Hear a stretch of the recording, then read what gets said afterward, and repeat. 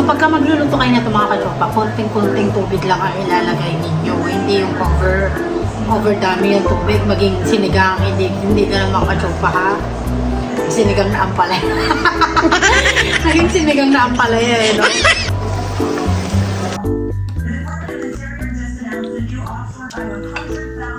Perfect.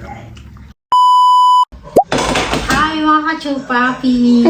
Welcome back to my vlog. For today's video, gagawa tayo ng ampalaya na may itlog. Nag-inisang itlog.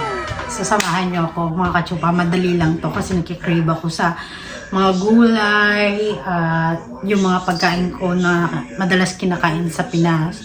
So anyway pala, kaya medyo maingay kasi nandito yung asawa ko nanonood sa ng mga news. So let's go mga ka-chupa. Magluto na tayo!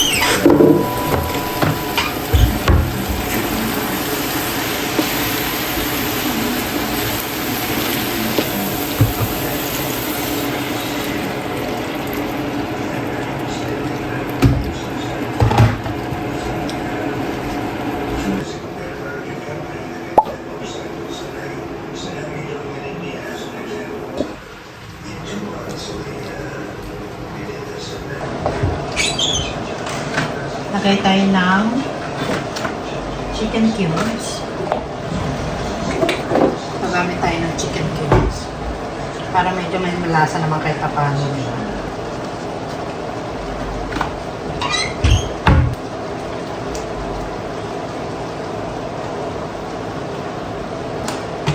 Gutom na ako mga ka-chupa.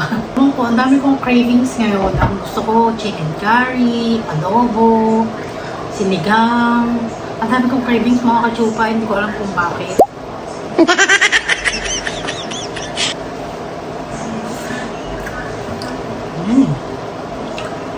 Nagkaroon na siya ng lasa after kong nilagay yung chicken cubes.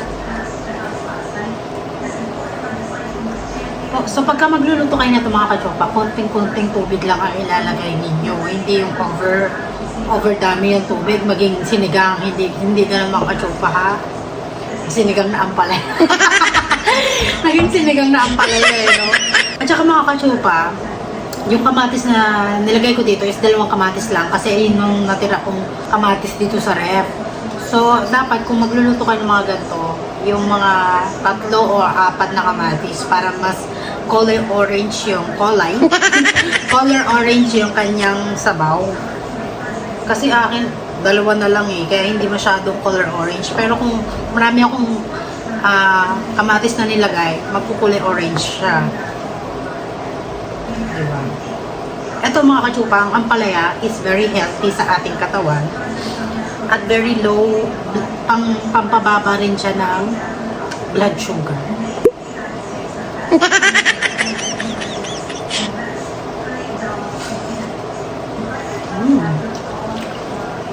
Medyo matigas pa yung ating ampalaya. So palambutin lang natin yung ampalaya natin. Sarap ng mga katsupa. Huwag nyo na lagyan ng asin. Kasi nilagyan ko na yung asin ng itlog. Kaya hindi na ako naglagay ng asin. Pero kung gusto nyo mapakla or maalat, go! Isang katerbang asin nilagay nyo. Walang pumipigil. Or kung gusto nyo medyo maalat, lagyan nyo ng toyo. Pero kung kasi nilalagay ko yung Maggi ano tawag? Ito, Maggi seasoning, improve the taste. Ayan po yung aking nilalagay. Pero huwag na natin i-introduce kasi hindi naman ako yung ambassador or endorsement. Sabihin endorsement ko yun, eh, no? Baby, someone's calling you! Maybe you're not.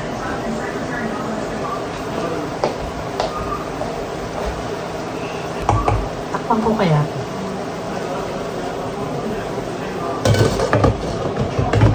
Takpan natin para lumambot yung ating ampalaya.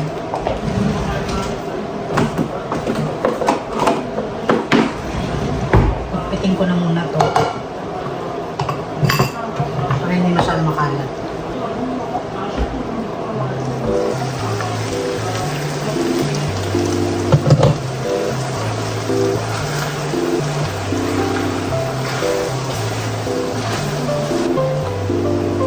Bango niya.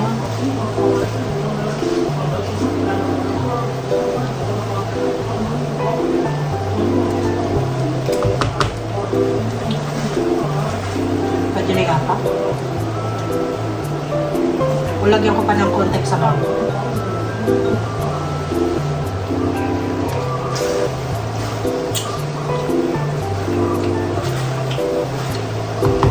Lagyan ko pa kontek sa bawang.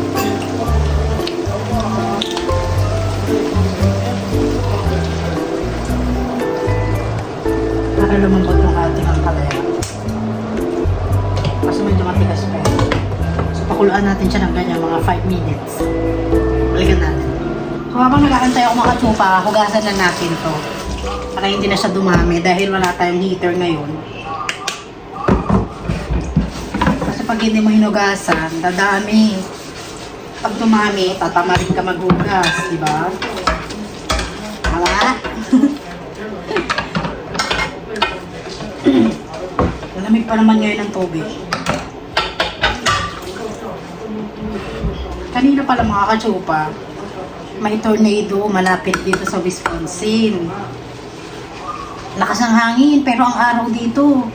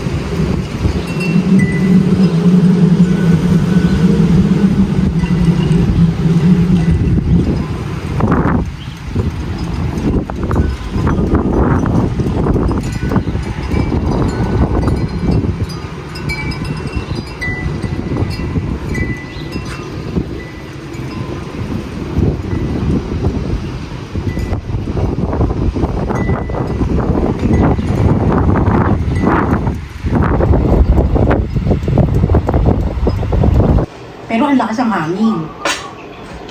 Kaya sabi ko, ganito pala pagka may tornado. Kaya minsan natatakot ako baka mamaya lumipad yung mga sasakyan sa labas. Diba? May mga ganon. Sabihin, over paranoid ka sa akin. Pero kasi may mga nakikita kasi ako yung ganon sa internet, yung pati sasakyan lumilipad sa sobrang lakas ng tornado. Diba? Kaya yung mga bahay dito mga katsupa, lahat may basement. Kasi ang ano dito sa Amerika, Mga tornado. Yung mga ipong-ipong malalakas. Lakas talaga niya mga kachumpa. Pero, yung kahapon yata yun, o kahapon hanggang kaninang umaga, lakas ng hangin, naririnig ko yung aming yung palawit namin dyan sa labas na ang ingay. Ganun ang namin.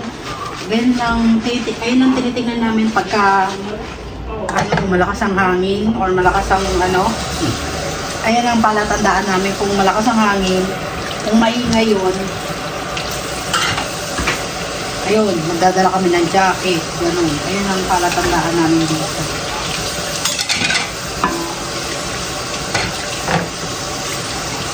Magtatanim sana ako kanina. Kaya lang bukas na lang. Nakakatamad. Nakakatamad din. Muna tayo. Pagluto muna tayo. Kasi nakaraan, garden na ako eh. Diba?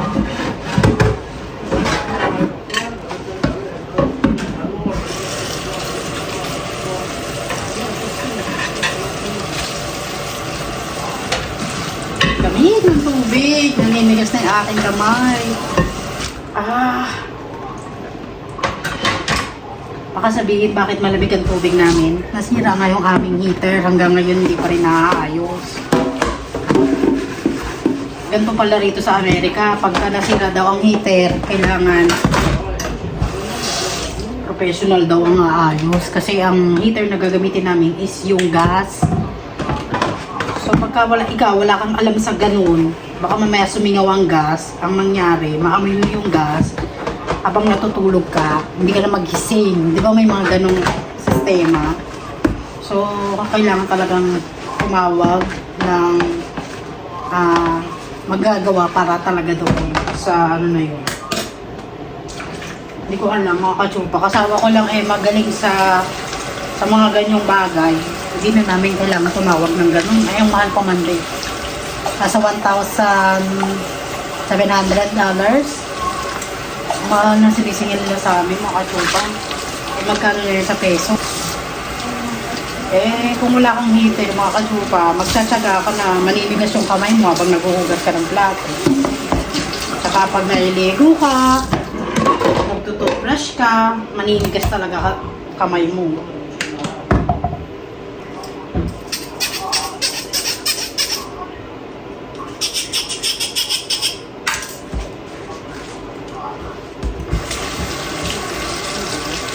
Sandali lang ako naghuhugas pero ang sakit na ng kamay ko. Nitiis ko lang. Walang maghuhugas nga ito eh. Hindi ko pa, diba? Kaya ako hanggat maaari akong mag-utos-utos, diba? Kasi ako naman wala naman akong gawain dito. Sana nagtatrabaho ako. Okay lang sana ako mag-utos, diba? Ako trabaho rin.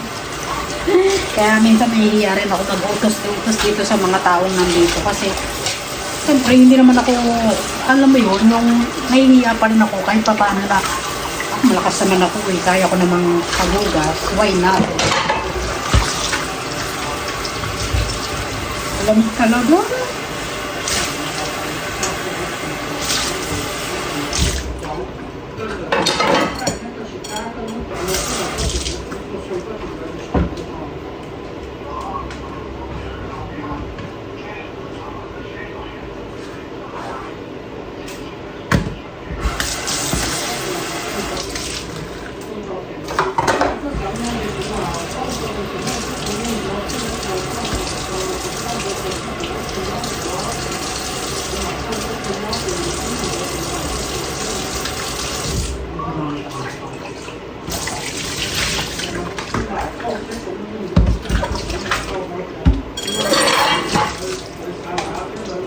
Ayan.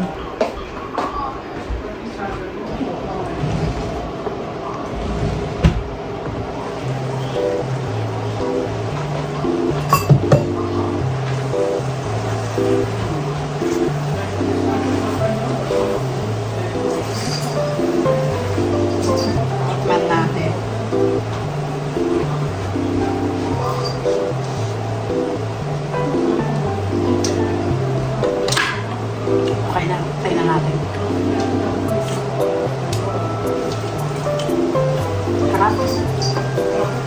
Kain na tayo mga kachupa.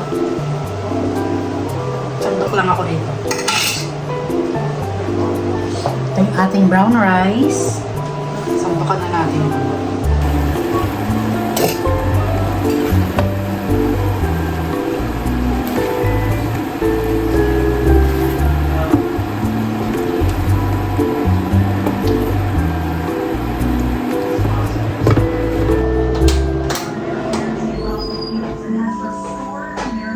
Tikman natin at siya makachupa. Diba? Tikman natin kung gaano kasarap ang ating ampalaya.